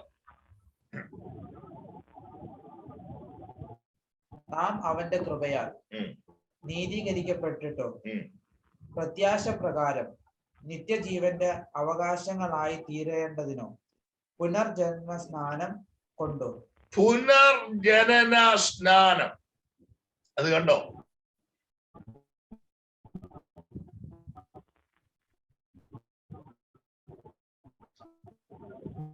ചിലര് വിശ്വസിക്കുന്നവൾ ഒരു മനുഷ്യൻ മരിച്ചു കഴിഞ്ഞാൽ അടുത്ത ജന്മത്തിൽ ഏത് മൃഗമായിട്ടാ വരുന്നതെന്നൊക്കെ ചിന്തിക്കുന്നവരില്ലേ? അതല്ല ഇവിടെ ഉദ്ദേശിക്കുന്നത്. പുനർജനന സ്നാനം എന്ന് പറഞ്ഞാൽ വളരെ സിമ്പിൾ ആണ്. ഇംഗ്ലീഷ് ബൈബിൾ ഉള്ളവർക്ക് അറിയാം. വാഷിംഗ് ഓഫ് റീജനറേഷൻ, വീണ്ടും ജനനത്താലുള്ള ശുദ്ധീകരണം. ഒരാൾ രക്ഷിക്കപ്പെടുന്നതോടുകൂടെ, സ്തോത്രം, പൗലോസ് പറയുന്നല്ലോ, അറിയായ്മയുടെ കാലങ്ങളെ ദൈവം ലക്ഷ്യമാക്കുന്നില്ല. കർത്താവേ, ഞാൻ പാപിയാണ്, ഞാൻ പാപം ചെയ്തു പോയി എന്ന് കർത്താവിനോട് ഏറ്റു പറയുമ്പോൾ സകല പാപം പോക്കി നമ്മെ ശുദ്ധീകരിക്കുവാൻ യേശുവിന്റെ രക്തം സഫിഷ്യന്റ് ആണ്, ഇനഫാണ്. വീണ്ടും ജനനത്താൽ നമ്മുടെ ജീവിതത്തിൽ ഒരു വാഷിംഗ് നടക്കും, ഒരു ശുദ്ധീകരണം നടക്കും. നമ്മൾ പാടുമല്ലോ, കുളിച്ചോ കുഞ്ഞാട്ടേ, ആത്മാശുദ്ധി നൽകും രക്തത്തിൽ ഹിമമ്പോൾ നിഷ്കളങ്കമോ നാങ്കി, കുളിച്ചോ കുഞ്ഞാട്ടിൻ രക്തത്തിൽ. ഹല്ലേലൂയ, സ്തോത്രം. നാം രക്ഷിക്കപ്പെടുമ്പോൾ വീണ്ടും ജനനത്താലുള്ള ഒരു കരുകൾ നടക്കും. അത് നമ്മുടെ പ്രവൃത്തി കൊണ്ട് നടക്കുന്നതല്ല, ദൈവത്തിന്റെ കരുണ കൊണ്ട് നടക്കുന്നതാ. സ്തോത്രം. വീണ്ടും ജനനത്താലുള്ള സ്നാനം, ആ കഴുകൽ ദൈവത്തിന്റെ കരുണ കൊണ്ട് നമുക്ക് കിട്ടിയതാ. ദൈവത്തിന് സ്തോത്രം. Holy spirit will renew our life. നമ്മുടെ ജീവിതത്തെ പരിശുദ്ധാത്മാവ് എന്ത് ചെയ്യും? ഒന്ന് പുതുക്കി പണിവാൻ തക്കോണമിടയായിത്തീരും. ഒരു ആന്തരിക മാറ്റം നമ്മളിലുണ്ട്. സ്തോത്രം. ഒരു ആന്തരിക മാറ്റം ഉണ്ടോ എന്ന് ചിന്തിച്ചു നോക്കിക്കേ. സമയം വരുമ്പോ പലപ്പോഴും നമ്മുടെ ജഡം പൊങ്ങി വരുന്നില്ലേ? സ്തോത്രം. അവനിട്ട് ഒരെണ്ണം കൊടുക്കണം, അല്ലെ അവനിട്ടൊരു പണി കൊടുക്കണം, അല്ലെ അവനെ ശരിയാക്കണം. ഇതെല്ലാം പിശാചിന്റേതാ, ഇതെല്ലാം ജഡത്തിന്റെ പ്രവൃത്തികളാ. സ്തോത്രം. അന്നേരം വീണ്ടും ജനനത്താൽ ഒരു ശുദ്ധീകരണം പ്രാപിച്ചിട്ടുണ്ടെങ്കിൽ അതിന്റെ തെളിവ് ഒരു ആന്തരിക മാറ്റമാണ്. ഒരുവൻ ക്രിസ്തുവിലായാൽ അവൻ പുതിയ സൃഷ്ടി, പഴയത് കഴിഞ്ഞുപോയി, കണ്ടാലും സകലത് പുതുതായി തീർന്നിരിക്കുന്നു. സ്പിരിച്വൽ ക്ലെൻസിങ്, ആത്മീയ ശുദ്ധീകരണം. രാമൻ പറഞ്ഞാട്ടെ, ദൈവം എനിക്ക് തന്ന ആത്മീയ ശുദ്ധീകരണത്തിനായിട്ട് സ്തോത്രം എന്ന് പറഞ്ഞേ. ദൈവം എനിക്ക് തന്ന ആത്മീയ ശുദ്ധീകരണത്തിനായിട്ട് സ്തോത്രം. ആമേൻ. ജീസസ്. ഇനിയും അന്നേരം 6 വിധ സ്നാനം പറഞ്ഞു. എന്തൊക്കെയാ? മാനസാന്തര സ്നാനം, വിശ്വാസ സ്നാനം, ആത്മസ്നാനം, ക്രൂശുമരണമാകുന്ന സ്നാനം, മരിച്ചവർക്ക് വേണ്ടിയുള്ള സ്നാനം, പുനർജനന സ്നാനം, വീണ്ടും ജനനത്താനുള്ള പുനർജന സ്നാനം. അത്രയേ ഉള്ളൂ. അതായത് ഇതിനകത്ത് എവിടെയെങ്കിലും ശിശു സ്നാനം കണ്ടോ? മുതിർന്ന സ്നാനം കണ്ടോ? ഇല്ല. ആമേൻ. ഇനി മറക്കല്ല, ഒന്നുകൂടെ ഞാൻ പറയാം. സ്നാനത്തിനൊരു സമയമുണ്ട്. എപ്പോഴാ സ്നാനത്തിന് സമയം? ജനിച്ച 8-ാം ദിവസമാണോ? ധരിച്ചിരിക്കുന്നത് പഴയ നിയമത്തിലെ പരിച്ഛേദന, അത് ശിശുസ്നാനവും കൂടെ ഒന്നാണെന്ന് പഠിപ്പിക്കുന്നവരുണ്ട്. അങ്ങനൊന്നും അല്ലെന്നേ. അറിവില്ലാതെ എന്തെല്ലാം കാര്യങ്ങൾ, ആവശ്യമില്ലാത്തതിനെല്ലാം വേദോത്സവം അവരെടുക്കുകയും ചെയ്യും. ബൈബിളിലെ പ്രമാണം പറയുമ്പോൾ പാരമ്പര്യമാണ് ഞങ്ങൾക്ക് ഏറ്റവും വലുത്, ബൈബിളിൽ 2-ാം സ്ഥാനമാണെന്ന് പറയുന്നത്. ഒന്നിലൊരു തീരുമാനം എടുക്കണം. ബൈബിൾ വിശ്വസിക്കുന്നത് ബൈബിൾ തന്നെ എടുക്കണം. പാരമ്പര്യമാണെങ്കിൽ പാരമ്പര്യം തന്നെ എടുക്കണം. അന്നേരം പ്രസംഗിക്കാൻ ബൈബിളും എടുക്കും. കാര്യങ്ങളൊക്കെ പറയുമ്പോൾ, ഉപദേശപരമായ വിഷയങ്ങൾ വരുമ്പോൾ അത് പാരമ്പര്യത്തിൽ കയറി പിടിക്കുകയും ചെയ്യും. അത് എത്ര ഹീനമായ കാര്യങ്ങളാണ്. ഓക്കെ. എന്നിട്ട് മാനസാന്തരത്തിന് ശേഷം മാത്രമേ സ്നാനപ്പെടുത്താൻ പറ്റുകയുള്ളൂ. മാനസാന്തരത്തിന് ശേഷം. സ്നാനത്തിന്റെ സമയം എപ്പോഴാണ്? ഒരുവൻ മാനസാന്തരപ്പെട്ടതിന് ശേഷം. ഇന്നലെ ന്യായമായ ഒരു ചോദ്യം. അങ്ങനാണെങ്കിൽ ഒരു കുഞ്ഞു മരിച്ചാൽ സ്വർഗത്തിൽ പോകും. എന്തിനാ സ്നാനപ്പെടുത്തുന്നത്? സ്വർഗത്തിൽ പോകാൻ വേണ്ടി. ചിലർക്കറിയാം സ്നാനപ്പെട്ടല്ലേ സ്വർഗത്തിൽ പോകത്തുള്ളൂ എന്ന് മനസ്സിലായി, അതിനാണ് സ്നാനപ്പെടുത്തുന്നത്. ഒരു കുഞ്ഞു മരിച്ചാൽ നരകത്തിൽ പോകാതിരിക്കാൻ വേണ്ടിയാണ് മാമോദീസ. ഓർത്തു നോക്കിക്കേ. പക്ഷെ യേശു എന്നാ പറഞ്ഞത്? ശിശുക്കളെ എന്റെ അടുക്കൽ, 12 പിന്നെ വായിച്ചു, ശിശുക്കളെ എന്റെ അടുക്കൽ വിടുവി, അവരെ തടയരുത്, സ്വർഗരാജ്യം ഇങ്ങനെ ഉള്ളവരുടേതല്ലോ. എന്നാൽ തിന്മ തള്ളി നന്മ തിരഞ്ഞെടുക്കുവാൻ പ്രായമാകുന്നത് വരെയുള്ള ആ ചൈൽഡ്ഹുഡ്, അത് ദൈവത്തിന്റെ മക്കളെ വിഷയമാണ്. അതുകൊണ്ട് ഉപദേശം തെറ്റിച്ച് വചനവിരുദ്ധമായി കർത്താവിന്റെ കൽപ്പനകളെ മാറ്റിവെച്ചിട്ട് ഏത് കർമ്മം ചെയ്താലും സ്വർഗത്തിൽ പോകാൻ വിചാരിക്കുന്ന തെറ്റാണ്. കർത്താവ് എന്നാ പറഞ്ഞത്? മാനസാന്തരപ്പെടണം, വീണ്ടും ജനിച്ചിട്ട് സ്നാനപ്പെടണം. യേശും പറഞ്ഞു, പത്രോസും പറഞ്ഞു, അപ്പോസ്തലന്മാരും പറഞ്ഞു, പൗലോസും പറഞ്ഞു. അതിന് വിരുദ്ധമായി പറയാനും പഠിപ്പിക്കുവാനും ഞാൻ ആരാ? Who is greater than Jesus? Who is greater than the apostles? യേശുവിനേക്കാൾ വലിയ ആളാരാ? പൗലോസിനേക്കാൾ വലിയ ആളാരാ?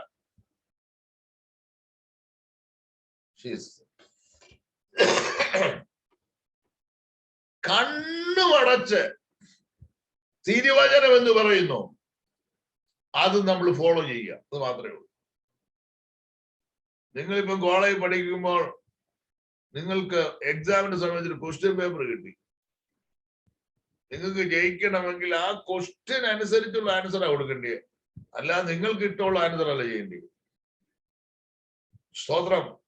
നിങ്ങൾക്ക് നിത്യതയിൽ പോണോ? വചനം അനുസരിച്ചുള്ള ആൻസർ ചെയ്യണം. വേറെ പരിപാടിയൊന്നുമില്ല. 2, വിശ്വസിച്ചതിന് ശേഷം വിശ്വസിക്കണം. സ്തോത്രം. ഞാൻ വിശ്വസിച്ചാ പോരാ. ആരാണോ സ്നാനപ്പെടുന്നത് അവർ വിശ്വസിക്കണം. ജീസസ്. ഇതിന് ന്യായമായ ഒരു സംശയം വരാം. ബൈബിളില് കൊർന്നല്യോസിന്റെ കുടുംബം സ്നാനപ്പെട്ടു, ലുദിയയുടെ കുടുംബം സ്നാനപ്പെട്ടു, കാരാഗർ പ്രമാണിയുടെ കുടുംബം സ്നാനപ്പെട്ടു. ഇങ്ങനെ കുടുംബം സ്നാനപ്പെട്ടു. കുടുംബം. അതിനകത്ത് പിള്ളാരില്ലേ? ഇവിടെ പിള്ളാരില്ലാത്ത എത്ര കുടുംബങ്ങളുണ്ട്? കുടുംബം എന്ന് പറയുന്നത് പിള്ളേർ വേണം നിർബന്ധമുണ്ടോ? ഞാൻ വേഗത്തിൽ ഒരു നിങ്ങൾക്ക് മനസ്സിലാകുന്ന പോലത്തെ ഒരു കാര്യം ഞാൻ പറയാം. പടിഞ്ഞാറ്റയിലെ ചാക്കോച്ചാനും കുടുംബവും എല്ലാം ഇംഗ്ലീഷിലാണ് സംസാരിക്കുന്നത് എന്ന് പറഞ്ഞാൽ, ഇന്നലെ ജനിച്ച കുഞ്ഞ് 8 ദിവസം പ്രായമായ കുഞ്ഞു ഇംഗ്ലീഷിൽ തന്നെ സംസാരിക്കുന്നതാണ് അതിന്റെ അർത്ഥം.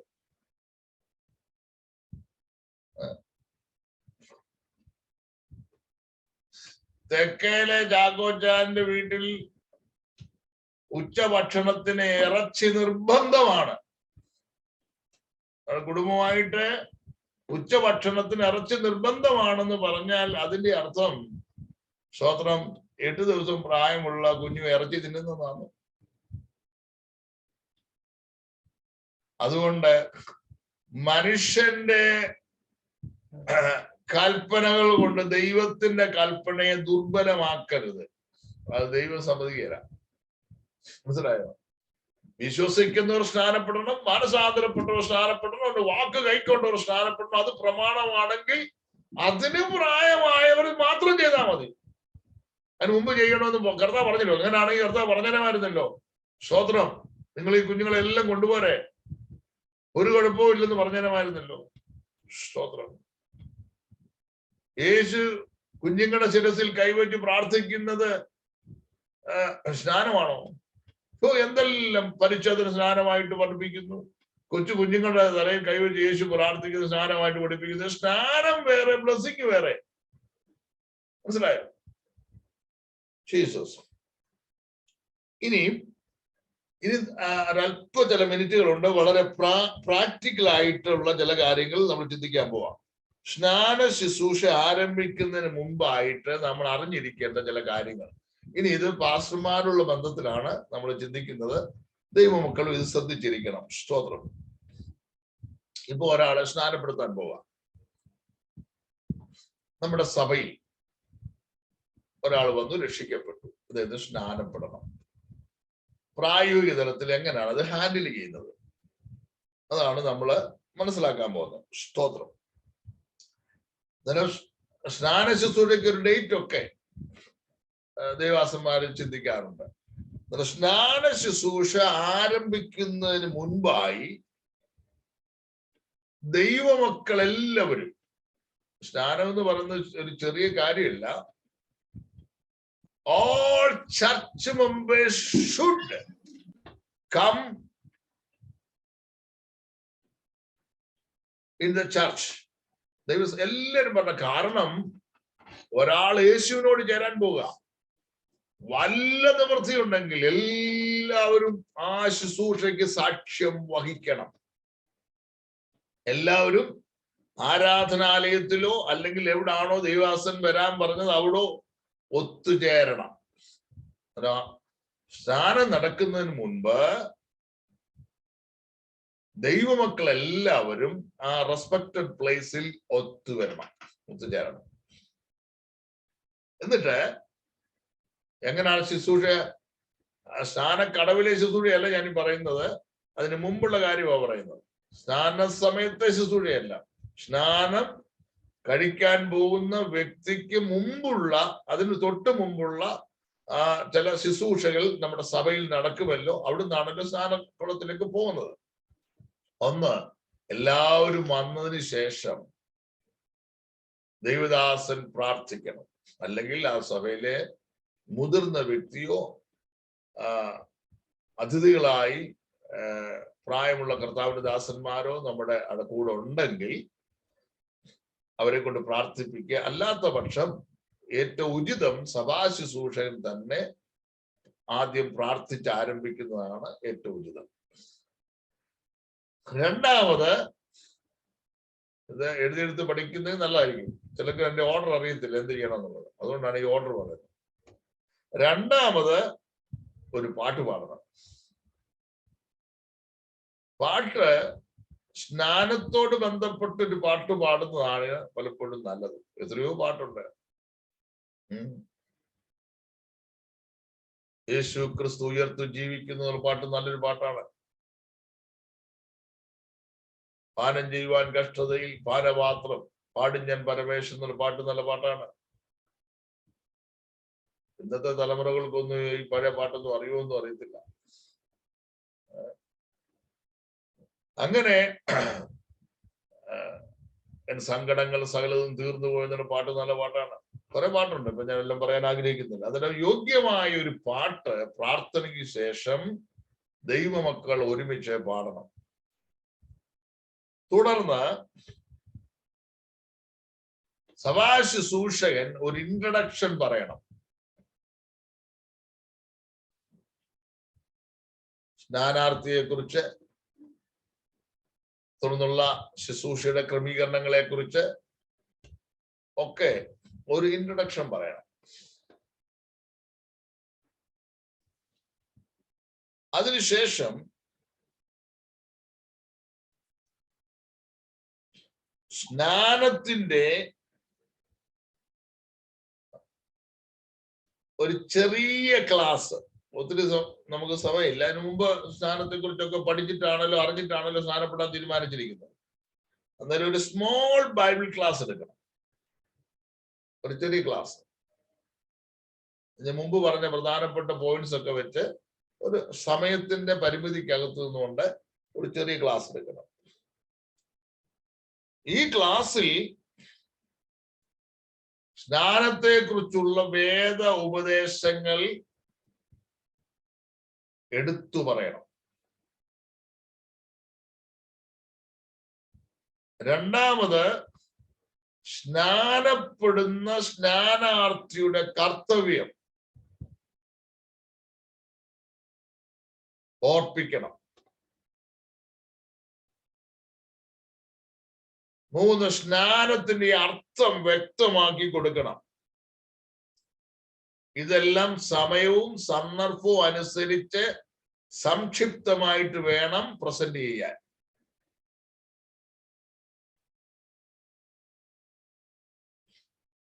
അങ്ങനെ കർത്താവിന്റെ ദാസൻ ഒരു ചെറിയ ക്ലാസ് സ്നാനത്തെ കുറിച്ച് എടുത്തതിന് ശേഷം സ്നാനപ്പെടുന്നവർക്ക് സാക്ഷ്യം പറയാൻ അവസരം കൊടുക്കണം. നമ്മൾ സ്നാനപ്പെടുത്തുമ്പോൾ പറയുമല്ലോ, ദൈവ വചനത്തെ ആധാരമാക്കി നിന്റെ സാക്ഷി, വചനത്തെ അടിസ്ഥാനമാക്കി ഞാൻ നിന്നെ പിതാവിന്റെയും പുത്രന്റെയും പരിശുദ്ധാത്മാവിന്റെയും നാമത്തിൽ സ്നാനപ്പെടുത്തുന്നു. അന്നേരം സ്തോത്രം,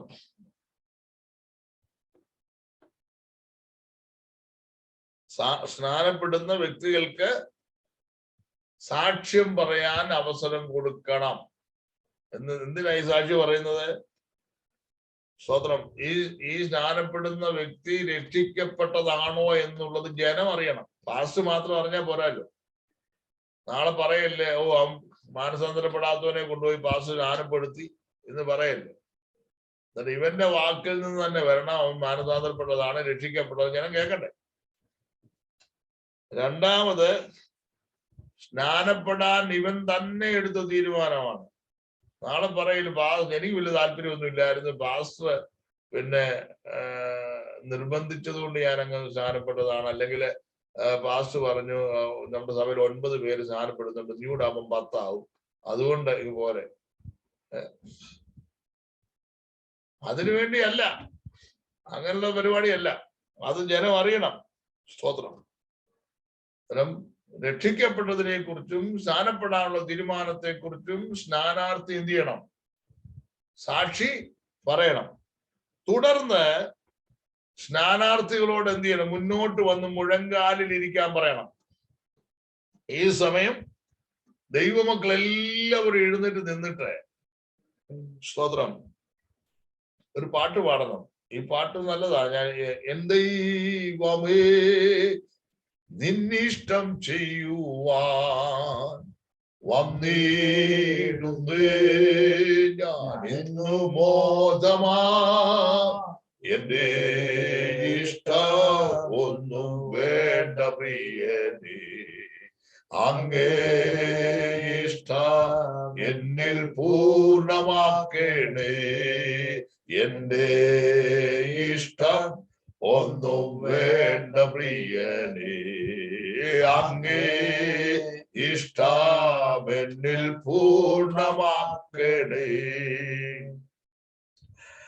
ഈ പാട്ട് പാടിയതിനു ശേഷം ശുശ്രൂഷകൻ സ്നാനപ്പെടുവാനുള്ളവർ ദൈവമക്കളുടെ തലയിൽ കൈവച്ച് പ്രാർത്ഥിക്കണം. മറ്റു ദൈവദാസന്മാരോടുണ്ടെങ്കിൽ അവരെ കൂടെ എന്ത് ചെയ്യണം? സഹകരിപ്പിക്കണം. ഒരു 4-5 പേര് ഒരുമിച്ച് സ്നാനപ്പെടാനുണ്ടെങ്കിൽ സഭാശുശ്രൂഷൻ തന്നെ ഈ 5 പേർക്കും വേണ്ടി പ്രാർത്ഥിക്കണമെന്നില്ല. കൂടെ ചില ദൈവദാസന്മാരുണ്ടെങ്കിൽ സ്നാനാർത്ഥിന് തലയിൽ കൈവച്ച് പ്രാർത്ഥിപ്പാനുള്ള ഓർഡിനേഷൻ ഉള്ള ദൈവദാസന്മാരാണെങ്കിൽ അവർക്ക് കൂടെ അവസരം കൊടുക്കണം.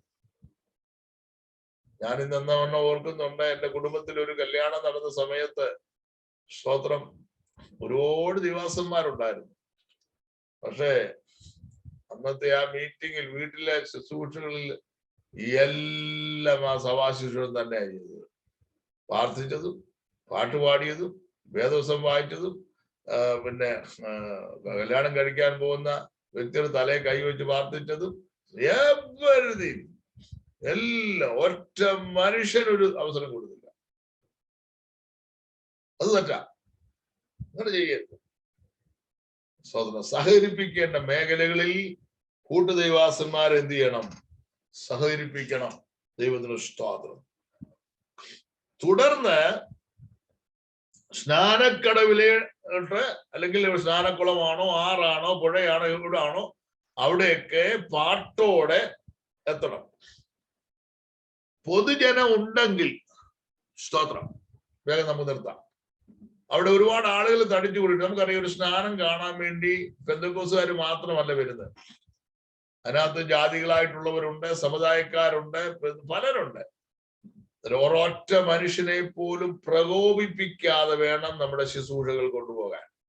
നമ്മൾ ജനത്തെ വിമർശിക്കാനുള്ള സ്ഥലമല്ല നമ്മുടെ പബ്ലിക് വേദികൾ. സ്തോത്രം. ആരെ വിമർശിക്കരുത്. ഉപദേശപരമായ കാര്യങ്ങൾ പറയേണ്ട ഇടങ്ങളിലേ നമ്മൾ പറയാവൂ. മനസ്സിലായോ? ദൈവത്തിന് സ്തോത്രം. നിശ്ചയമായും നമുക്കൊരവസരം കിട്ടുമ്പോൾ മറ്റുള്ളവരെ പ്രകോപിപ്പിക്കുവാൻ ഒരിക്കലും നമുക്ക് സമയം നമ്മൾ കണ്ടെത്തുന്നത് നമ്മുടെ വിഷയമല്ല.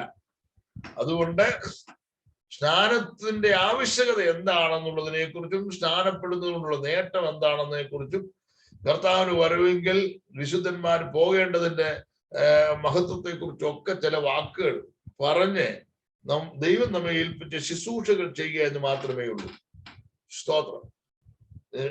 സ്നാനാർത്ഥികൾ സ്നാനക്കുളത്തിന്റെ അടുത്ത് വരുമ്പോൾ അല്ലെങ്കിൽ ആറിന്റെ സ്നാനാർത്ഥികൾ ഏറ്റവും മുമ്പിൽ വന്ന് നിൽക്കാൻ പ്രത്യേകം ശ്രദ്ധിക്കണം. ചിലയിടത്തൊക്കെ സ്നാപകൻ വെള്ളത്തിൽ ഇറങ്ങിക്കഴിഞ്ഞ് ബ്രദർ എന്തിയെ എവിടെ ഉള്ളിയങ്ങാറ്റത്തോട് പോയി നിൽക്കുക. മനസ്സിലായോ? നോ. എന്നാലും സ്നാനപ്പെടേണ്ട വ്യക്തി ഏറ്റവും മുമ്പിൽ ഒരുങ്ങി എന്ത് ചെയ്യണം? എല്ലാവരും കാണുക, ആ ഫ്രണ്ടിൽ അവിടെ കാണണം. സ്തോത്രം. വിശ്വാസികളിൽ മുതിർന്ന സഹോദരന്മാരിൽ ആരെങ്കിലും ഒരാള് ആ സമയം ദൈവാസം പറയുന്നതനുസരിച്ച് പ്രാർത്ഥിക്കണം. ഇതിന്റെ ക്രമമാണ് ഞാൻ ഈ പറയുന്നത്. ദൈവസ്തോത്രം.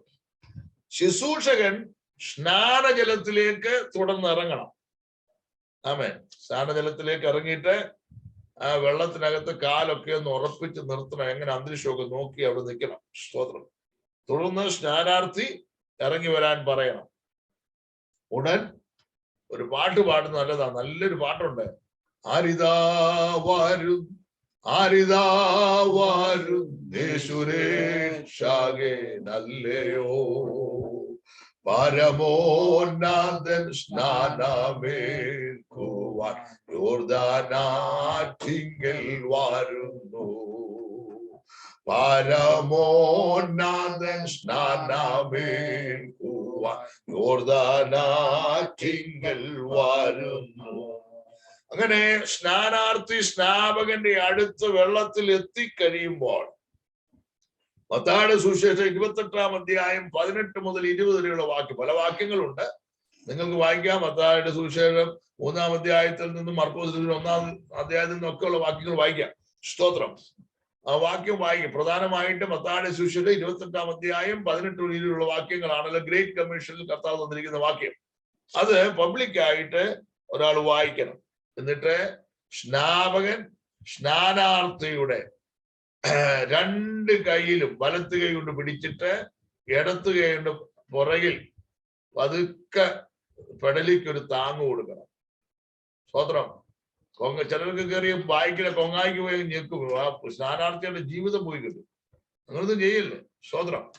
റിലാക്സ് ചെയ്ത് നിൽക്കണം. മനസ്സിലായോ? എന്നിട്ട് എന്ത് ചെയ്യണം?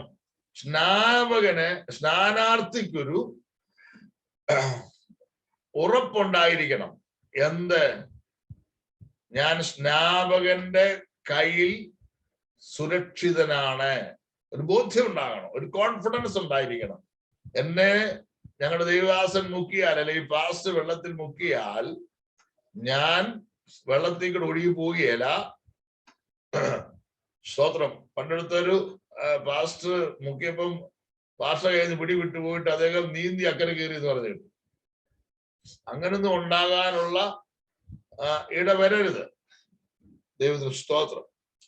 എന്നിട്ട് എന്ത് ചെയ്യണം? ഒന്നാന്തരം ഒരു സ്റ്റേറ്റ്മെന്റ് പറയണം. അടുത്ത് വന്നതിന് ശേഷം പിന്നെ വാചകങ്ങൾ പറയുന്നതിന് മുമ്പ് ആ സ്നാനാർത്ഥിക്ക് വേണ്ടി ആ സ്നാപകൻ പ്രാർത്ഥിക്കണം, അനുഗ്രഹിച്ച് പ്രാർത്ഥിക്കണം വെള്ളത്തിൽ നിന്ന്. എന്നിട്ട് സ്വർഗത്തിൽ നിന്ന് യേശു ഭൂമിയിലേക്ക് വന്നത് മുതൽ യേശു ക്രിസ്തുവിന്റെ പരസ്യ ശുശ്രൂഷയുടെ ചില കാര്യങ്ങളും ക്രൂശീകരണവും, യേശു അടക്കപ്പെട്ടത്, ഉയർത്തെഴുന്നേറ്റത്, പിന്നെ ഈ ശിഷ്യന്മാർ കാണുക സ്വർഗത്തിലേക്ക് പോയത്, പിതാവിന്റെ വലതു ഭാഗത്ത് മധ്യസ്ഥ ചെയ്യുന്നത്, ഇനിയും വിശുദ്ധന്മാരെ ചേർക്കാൻ വരുന്നത്, ചുരുക്കി പറഞ്ഞ യേശു ക്രിസ്തുവിന്റെ 1ാമത്തെ വരവ് മുതൽ സെക്കൻഡ് കമ്മിങ് വരെ, 2ാമത്തെ വരവ് വരെയുള്ളതായിരിക്കുന്ന പ്രവർത്തനങ്ങൾ സംക്ഷിപ്തമായിട്ട് എന്ത് ചെയ്യണം? ആ സ്നാനാർത്ഥിയോട് പറഞ്ഞ് കേൾപ്പിച്ചിട്ട് അദ്ദേഹത്തിന്റെ വിശ്വാസം വാങ്ങണം. വിശ്വസിക്കുന്നവർ ചോദിക്കണം ഈ പറയുന്ന കാര്യങ്ങൾ. വിശ്വസിക്കുന്നവരെ സ്നാനപ്പെടുത്തേണ്ടത്. മനസ്സിലായോ? ദൈവത്തിന് സ്തോത്രം. കർത്താവ് അനുവദിച്ചാൽ ഇതിന്റെ അടുത്ത പ്രാക്ടിക്കൽ സ്റ്റഡി നെക്സ്റ്റ് ക്ലാസ്സിൽ നമുക്ക് ചെയ്യാം. നമ്മുടെ സമയമാകുന്നു. ഇപ്പോൾ നമ്മുടെ ആൻസ്റ്റൺ അക്സയും അനുഗ്രഹിക്കപ്പെട്ട ഒരു പാട്ട് പാടും. അതിനുശേഷം സ്തോത്രം, ദൈവാസന്മാരിലെ ആരാണ് പ്രാർത്ഥിക്കുന്നത്? നോഹ ബ്രദർ പ്രാർത്ഥിക്കും. ഓക്കെ. Praise the Lord.